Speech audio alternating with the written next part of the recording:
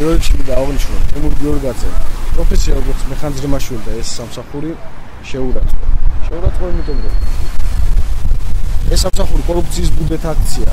სქემა შექმნა ისეთი და ტანდემში თავის მიერ დანიშნული უფროსებთან და ერთ-ერთი ნათელი მაგალითია ლევან ჩხიკვაძე, თავისი დიშვილი ვაკისაბურთალოს რაიონული განყოფილების უფროსი და წყვილ პრემიებს უკან ზალავდა მეხანძრიმაშვილი. ჩემი განყოფილების უფროსი ჩემს კუთვნილ პრემიას უკან მართმევდა, მეუბნეოდა, მართმევდა. უბრალოდ ისეთი მდგომარეობა იყო მაშინ, რომ ამაზე პრეტენზია რო შევწინააღმდეგოთ და რაღაც დარწმუნებული ვიყავთ, ვეღარ კუთვნილ პრემიას ავიღებთ და სამსახურსაც დავკარგავდით.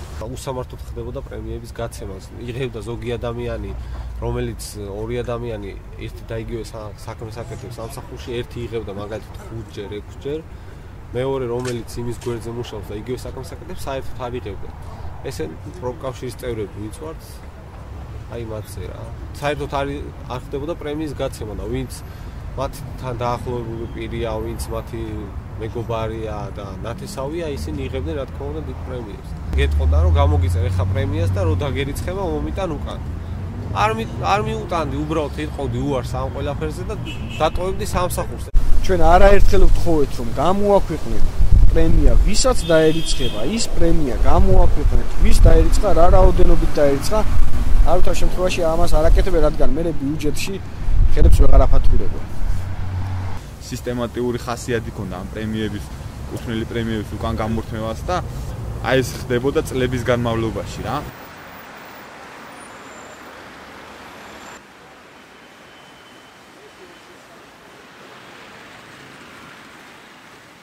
ასევე თავის სახლებსა და აგარაკებზე ამუშავებდა მეხანძრიმაშვილებს მაშინ, როდესაც ისინი სმენაში იყვნენ და უნდა მომსახურებოდნენ თბილისში. ერთ-ერთი მე ვარ მასეული მეხანძრიმაშვილთაგან, ვისაც თემურ გიორგაძის სახლსა და აგარაკებზე უმუშავია საგზურით სპეცდავალება. მე მინახია როგორ მიყავდათ გიორგულმა, აყვანილი ყავდათ გიორგაძის სახლზე სამუშაოდ მაშველები. მაშინ, როდესაც მორიგეები იყვნენ ეს მაშველები და უნდა ყოფილიყვნენ თქვათ ქალაქის უსაფრთხოების სადარაჯოზე. გიორგაძეს კიდევ ქონდა რაღაც შენობები, ახმეტელის თეატრის ქვემოთ არის ეს შენობები, რომელიც აქირავებდა მე დიდი შენობაში. იქაც დაყავდა მაშველები და ჩვეულებრივ ამუშავებდა მუშებად, რომ თანხა არ დაეზო და თანხა ზოგავდა ხელჩვეულებრივ მუშეზე აღარ იხდიდა რა თანხა. დავდიოდით საგურამო ახატანში, მას დაჩა აქვს, მათ რამოდენიმე 2 თუ 3 თვე ვიარეთ, მე მახსოვს 3 დღეში ერთხელ სმენაში და გლდანი ნაძალადევის ბიჭები ყოველდღიურად დადიოდნენ თემქაზე მის სახლში, არ ვიცი. კონკრეტულად მაშველ მეხანძრეებს სამუშაოს რაც შეეხება, ძალიან ბევრია დარღვეული. აღჭურვილობა ძალიან ჩამოძველია და აი ჩამოწერას ექვემდებარება. შეძენილი, ახალი შეძენილი ნივთებით, აი მანქანები და რაღაცებიც კი ძალიან ისეთი სიტუაციაშია, რომ გამოუსადეგარია უმეტესობა ფაქტიურად. რა ან უხარისხოა და მალევე გაფუჭდება. აი კარაბინები, ვასმიორკებია სპეციალური სამთო აღჭურვილობა ისეთები, რომ არ კონტროლდება, არ მოწმდება. შეიძლება ვინმე ჩამოვარდეს, დაიღუპოს და არავინ არ არის ამაზე მომკითხავი, არც პასუხის და არაფერი.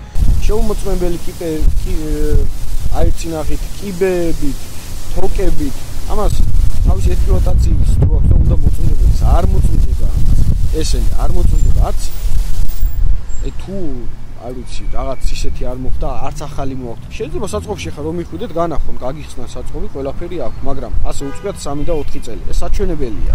აი წინაღები. არის მეხანძრიმაშვილის სულზე მოქმედი ნაღმი.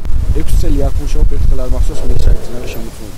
2-3 თვის წინ დაგვირიგეს ეს ფორმები, თუმცა ხალხს 3 და 4 წელი ფორმა არ აუგია. ჩემ ტანსაცმელზე აი წლის განმავლობაში 1000 ლარია დაახლოებით გაწერილი, 1000 ლარი კი 200 ლარიც არ არის დახარჯული და აი ესეთი ბევრი პუნქტებია, რომელშიც დარწმუნებული ვარ უყურე პირადად რომ არ დახარჯულა რა ეს თანხები.